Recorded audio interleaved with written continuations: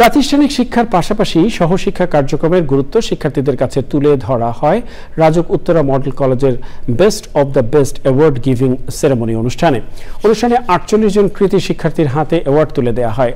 আয়োজনে সভাপতিত্ব করেন রাজুক উত্তরা মডেল কলেজের principal brigadier general Mohammad Enamul Islam. অনুষ্ঠানে শিক্ষক, শিক্ষার্থী, অভিভাবকরা উপস্থিত ছিলেন। প্রধান অতিথির বক্তব্যে রাজধানী উন্নয়ন কর্তৃপক্ষের চেয়ারম্যান ইঞ্জিনিয়ার মোহাম্মদ রিয়াজুল ইসলাম বলেন, ভবিষ্যৎ প্রজন্মকে সুন্দরভাবে গড়ে তুলতে শিক্ষার্থীদের প্রতি শিক্ষক ও অভিভাবকদের আরও যত্নশীল হতে হবে।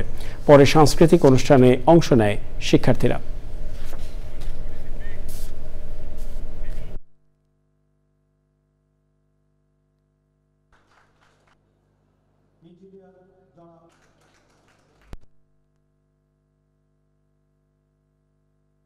দিকে তাকাবো।